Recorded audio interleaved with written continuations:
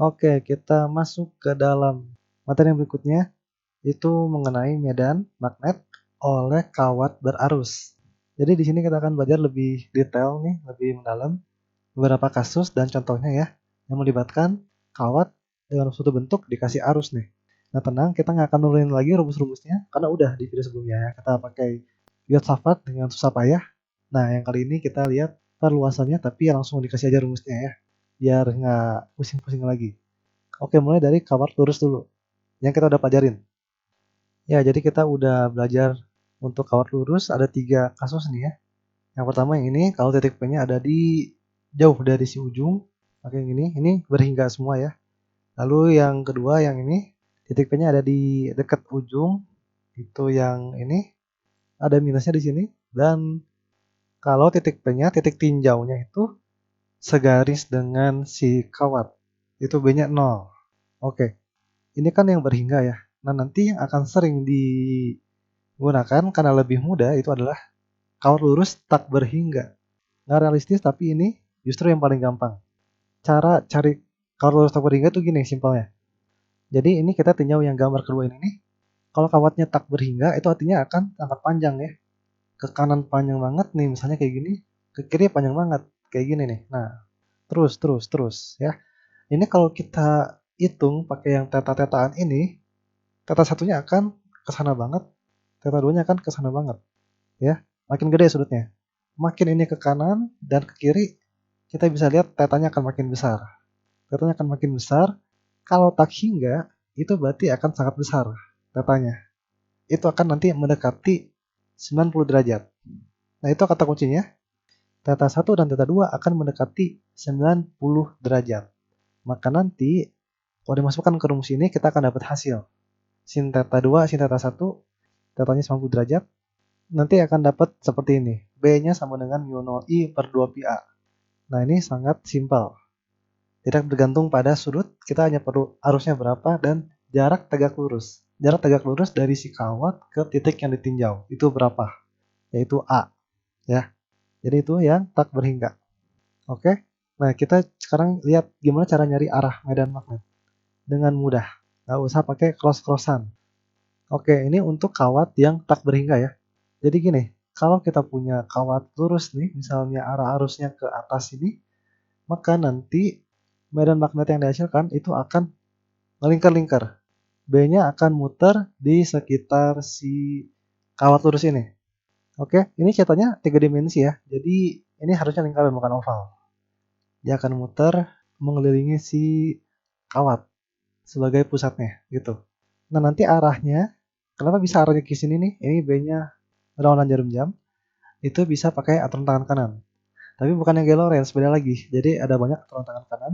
Di tiap kasus bisa jadi beda-beda. Nah, cara nyarinya pakai aturan tangan kanan tuh kayak gini nih. Oke, jadi gini cara cari arah medan magnet pada kawat lurus tak berhingga. Jadi ini ceritanya kawatnya, arah arusnya ke atas, itu nanti caranya gini. Misalnya ini ya, kita simbolkan si kawat ini sebagai si pulpen ini. Arahnya itu ke atas arah arusnya. Nah, kita genggam si pulpennya pakai tangan kanan. Sedemikian sehingga jempol kita itu arahnya harus ngikutin arah si arus. Jadi kita genggam seperti ini. Arah arusnya ke atas ya udah ikutin. Oke? Kita lihat ini nanti 4 jari kita mau nggak mau akan melingkupi si pulpen dan muternya kemana? Itu muternya berlawanan jarum jam ya. Ini nanti kayak gini. Gitu. Itu kenapa? Makanya BI di sini arahnya berlawanan jarum jam. Kalau arus listriknya ke bawah, maka nanti ya udah kita akan genggamnya seperti mau nggak mau ya. Jempolnya harus ke bawah, kita genggam. Nah, 4 jari bisa dilihat mau nggak mau muternya arahnya ke sana. Arahnya ke sana, ke sini nih ya. Jadinya nanti apa? Searah jarum jam gitu. Sip ya. Jadi itu tadi cara cari arahnya. Nah, di kasus ini kalau mau lebih detail, di sebelah kiri si kawat ini medannya pasti akan keluar dari bidang. Ya, ini kalau kita bayangkan 3 dimensi, itu nanti di sebelah kirinya akan keluar dari bidang. Sedangkan di sebelah kanan si kawat itu nanti akan masuk ke bidang, medan magnetnya. Gitu ya. Oke, jadi ini mengenai kawat lurus, tak hingga. Sekarang kita masuk ke yang bentuk berikutnya nih. Udah yang lurus, sekarang yang melingkar. Oke, jadi yang kawat melingkar, ini kayak gini ya ilustrasinya. Misalnya arusnya searah jarum jam, kita hanya cari medan di pusatnya saja. Itu nanti akan begini rumusnya. Mu0 I per 2R. R-nya jari-jari si lingkaran, dan arah medannya ke dalam. Nanti akan dijelaskan kenapa bisa ke dalam. Ada cara gampangnya. Oke, ini baru satu kasus ya. Nanti masih ada kasus yang lain nih. Yang pertama adalah ini. Gimana kalau melingkarnya itu nggak full, tapi kepotong nih. Ya dia tetap melingkar, tapi jadinya busur lingkaran ya. Berapakah medan magnet di pusatnya? Ya ini ceritanya si busurnya membentuk sudut theta. Nah itu nanti gampang banget. Pakai rumus yang ini, U0I per 2R, tapi ada pengalinya. Pengalinya nanti akan berupa pecahan. Tergantung nih, kalau tetanya dalam derajat ya, misalnya 30 derajat, atau ini deh, 120 derajat ya, karena ini sudut tumpul. 120 derajat per 360 derajat, gitu. Jadinya kan sepertiga ya, sepertiga dari medan magnet yang di kawat full gitu. Kalau dalam bentuk radian tetanya, pakainya nanti teta per 2pi. Ya, jadi pasti nanti ini akan lebih kecil medannya daripada yang full lingkaran. Karena kawatnya lebih sedikit gitu. Oke, lalu kasus yang berikutnya adalah yang ini. Jadi gimana kalau titik tinjaunya itu tidak di bidang kawatnya, tapi punya jarak X dari pusat kawat. Tapi masih di sumbunya. Jadi masih di pusat sebenarnya, tapi enggak di dalam kawatnya, tapi di luar. Jadi tetap di pusat, ini jaraknya R, jari-jari, tapi ada jarak X gitu. Nah, itu nanti rumusnya dimodif dikit. Jadi seperti ini, mu0I R kuadrat per 2 R kuadrat plus X kuadrat pangkat 3 per 2. Lebih ribet dikit, tapi masih oke lah ya, bentuknya masih enak gitu.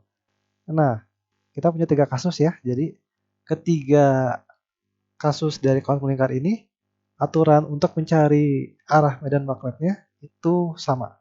Pakai tangan kanan, tapi versi lain lagi. Kita akan praktekkan untuk yang kawat melingkar full ini ya. Gimana cara nyari medan magnetnya nih di pusat. Oke, untuk menentukan medan magnet akibat kawat melingkar tepat di pusat dari si lingkaran, itu nanti gini. Pakai tangan kanan, sekarang dibalik. 4 jari kita itu akan ngikutin arah putaran si arus. Sedangkan jempol itu nanti akan menunjukkan medan magnetnya kemana. Jadi ini nanti karena muternya salah jarum jam, kita buat tangan kita muter salah jarum jam. Mau nggak mau gini nih. Nah, oke.